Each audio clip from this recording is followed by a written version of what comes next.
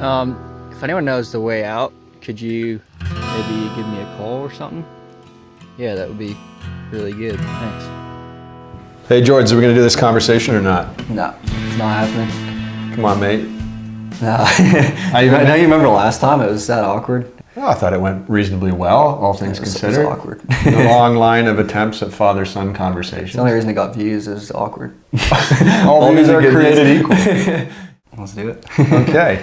Last time Jordan and I sat down to have a father and son chat, the world was a very different place. It was almost 12 months ago. Yeah, it sure was very different. You were at a coastal university in the thick of your degree. We were studying online. Doing a lot of online stuff thanks to COVID. Locked up in my apartment most of the time, yeah. Yeah, it was the end of last year I decided that it would be a good opportunity to take a break, do something completely different and something that I might actually enjoy and learn new skills from. And so I applied to a cattle station up north in the Northern Territory and have been spending the last 6 months, I'll spend the rest of the year there too, just working on a cattle station, chasing cows around and learning new skills up there. So, I mean, it's kind of an Australian version of Yellowstone, just wild cowboying a lot of the time, whether it's on horseback or a dirt bike or flying around with the choppers. There's different levels of that, but... They're letting you fly the chopper? I'm not flying the choppers, otherwise I probably wouldn't be here having this conversation. We'll get off the camera, we're going to have a different conversation. So walk me through what your day looks like now.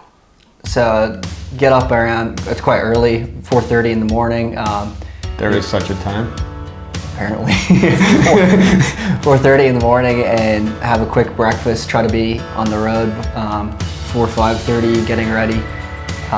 Because often you're traveling out for the station's 1.4 million acres, so it's a pretty big place, and you're often driving a long way just to get to where you're going to spend the day. Folks, that's bigger than the state of Delaware. It's large, yeah. Usually you've got to load up the bikes or the horses, get them out to where you are, and then a typical week rather than a day looks like you first muster, so that's you herd all the cows out of the paddock, which paddocks can be anywhere up to 30,000 acres of space, and you chase them all to one end, put them down in laneway, get them to the yards, that's another day.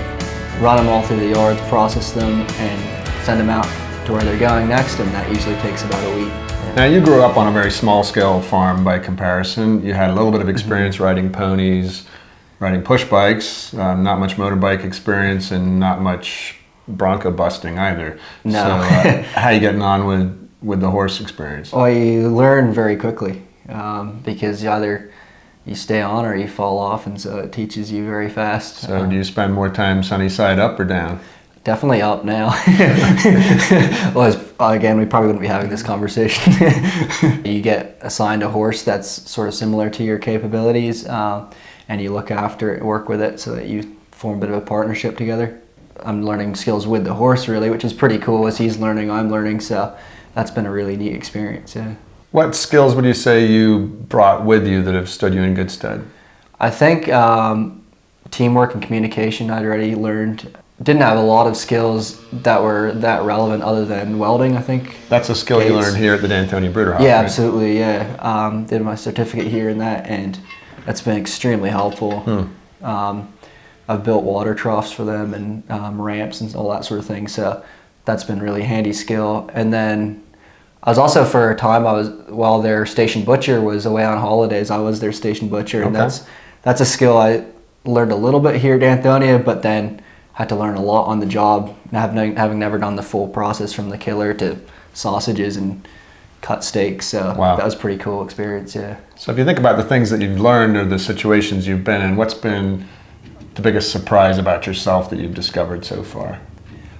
Yeah, it's a fun question. I think there's definitely been moments where you do something kind of crazy out of reaction to the situation, where if you don't do it, something's going to go really wrong. For example, there's a scrub bull running at you in the backyards, and you suddenly find yourself up on top of a rail very quickly, faster than you thought you could move, or whether it's taking off after a cow to full gallop through scrub, that sort of thing. You think back, you're like, wow, did I just do that when it's all said and done? But yeah, good spot for a two-wheeler. Sending your bike through long grass with washouts and termite mounds in it when you can't really see where you're going is a pretty regular thing you do, and then sometimes it works and sometimes it doesn't. All of a sudden online learning doesn't seem like such a bad choice. It seems like a safer one. Yeah. It's unreal, actually, some of the nature you get to see, and often from the back of a horse, which just makes it so much more beautiful. Yeah, you get really incredible skies there because there's no light pollution either, so you see the stars and then the sun come up in amazing colors. The landscape there is mostly very flat with some hills and ridges in it, but a lot of just scrubby country. It's very rough and ready. Some it's even like jungle-like, how thick it is there. The majority of the year is pretty dry. It's kind of split into a wet and dry season, whereas sort of the summer it rains every day, and now during the winter it doesn't rain at all really, and so it's a bit brown at the moment, but then becomes very lush and green towards the summer. A lot of incredible wildlife there too, as you can imagine, from buffalo to crocodiles. There's one time a crocodile took out a cow when we were pushing him through the creek. That was pretty exciting. You see him all the time though, you just need to know how to stay away from him. Are you up to speed with the Crocodile Dundee thing? No, that's I tried that on a scrub bull the other day, it didn't work out so well. I was like, when you charged me anyway. So it's great to hear all that colorful description of the stuff you've been doing and learning.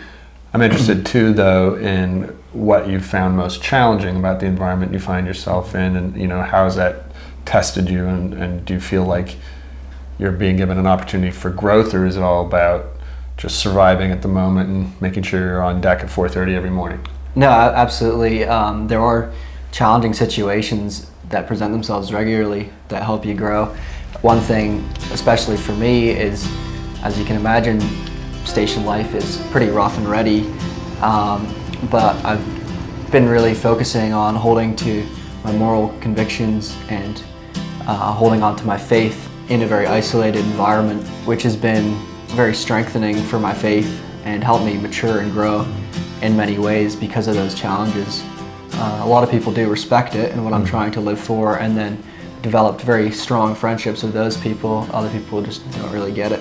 What would you describe as the hardest thing about the situation you're in at the moment? It gets very lonely. I mean, people see our lifestyle glorified on social media the whole time, chasing cows and horses and stuff, and it's all very exciting, but then at the end of the day, you're very far away from your family. You don't really have people that you're that close to unless you're really lucky.